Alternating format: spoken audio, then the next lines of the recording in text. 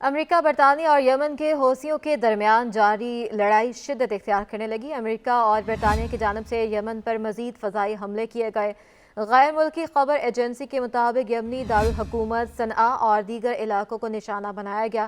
امریکہ اور برطانیہ کا اپنے مشترکہ بیان میں کہنا ہے کہ یمن میں حوثیوں کے 8 اہداف کو نشانہ بنایا گیا ہے۔ امریکہ اور برطانیہ کی جانب سے مزید کہا گیا ہے کہ حوثیوں نے بحیرہ احمر میں تجارتی جہازوں پر حملے جاری رکھے ہوئے ہیں۔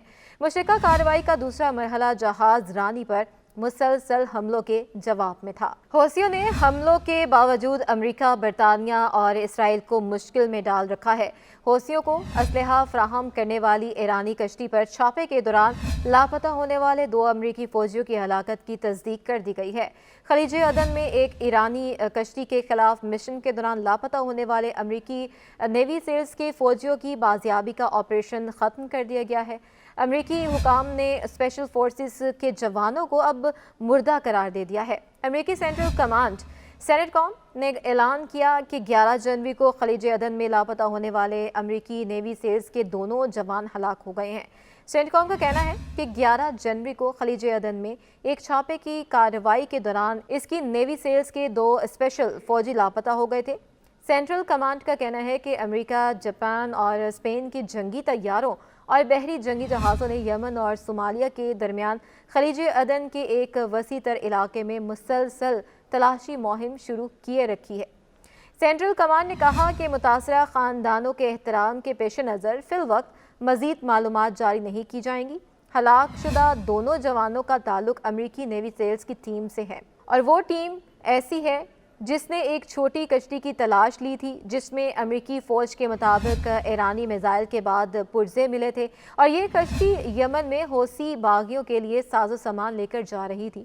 سینٹرل کمانڈ اس حوالے سے اپنے ایک بیان میں انہوں نے کہا، 11 جنوری 2024 کو کشتی کے جھنڈے کی توثیق کرتے ہوئے U S central navy forces نے رات کے وقت ایک کشتی کو قبضے میں لیا جو بین الاقوامی مرچنٹلا شپنگ کے خلاف حوثیوں کے جاری حملوں کی مہم کی ایک حصے کے طور پر یمن میں حوثی افواج کو کمک سپلائی کرنے کے لیے ایران سے جدید مہلک امداد کی غیر قانونی نقل و حمل میں ملوث تھی۔ امریکی فوج نے اس چھاپے کی کارروائی میں حاصل کیے گئے ساز و سامان کو نومبر 2023 میں تجارتی بحری جہازوں کے خلاف حوثیوں کے حملوں کے آغاز کے بعد سے ایران کی جانب سے حوثیوں کو فراہم کردہ مہلک جدید روایتی ہتھیاروں کو ضبط کرنے کا پہلا واقعہ قرار دیا تھا۔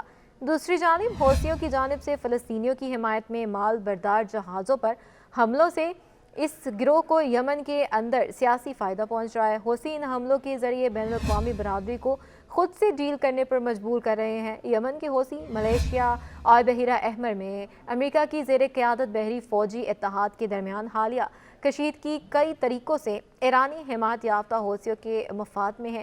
کچھ تجزیہ کاروں کے مطابق در حقیقت یہ صورتحال حوثیوں کے لیے خوش آئند ہے۔ یمن میں تنازعات سے متعلق تجزیہ کار اور واشنگٹن میں قائم انفارمیشن ریسرچ سینٹر برائے یمن کے سابق ڈائریکٹر ہشام الہمسی کا کہنا ہے، حوثی امریکہ کے ساتھ تصادم کا موقع تلاش کر رہے ہیں۔ انہوں نے مزید کہا، پچھلے 8 سال سے حوثی اپنے حامیوں کو بتا رہے ہیں کہ وہ امریکہ اور اسرائیل کے ساتھ جنگ میں ہیں، لہٰذا ان کے لیے ایک سنہری موقع ہے جس سے انہیں فائدہ اٹھانے کی ضرورت ہے۔ سن 2014 سے یمن حالت جنگ میں ہے اور 9 سال سے جاری لڑائی نے یمن کو حوثیوں کے زیر کنٹرول ملک کے شمال اور مغرب میں تقسیم کر دیا ہے۔ حوثیوں کے زیر کنٹرول علاقوں میں آبنائے باب المندب بھی شامل ہیں جو بحیرہ احمر میں جہاز رانی کے لیے ایک اہم ترین سمندری گزرگاہ ہے۔ یمن کے جنوب میں بین الاقوامی طور پر تسلیم شدہ حکومت اور اس کے اتحادیوں کا کنٹرول ہے، جبکہ مشرق میں مقامی قبائل کا غلبہ ہے۔ اقوام متحدہ کے مطابق جنگ کی وجہ سے یمن میں بنیادی ڈھانچے کو بری طرح نقصان پہنچا اور تنازعات نے مقامی آبادی کو دنیا کے بدترین انسانی بحرانوں میں سے ایک میں دھکیل رکھا ہے۔ غزہ میں اسرائیلی افواج کی حماس کے خلاف جوابی کارروائیوں کے بعد حوثیوں کی جانب سے بظاہر فلسطینیوں کی حمایت میں بحیرہ احمر میں مال بردار جہازوں پر حملوں نے بڑے پیمانے پر ایک اہم بین الاقوامی تجارتی راستے کو متاثر کیا ہے۔ ماہرین کے مطابق حوثیوں کی جانب سے شروع کی گئی لڑائی کا مقصد فتح حاصل کرنا نہیں ہے، وہ بس اشتعال انگیز کارروائیاں کرنا چاہتے ہیں۔ اس کے ساتھ ساتھ یہ تنازع امریکہ کے مقابلے میں حوثیوں کے لیے کم مہنگا ہے۔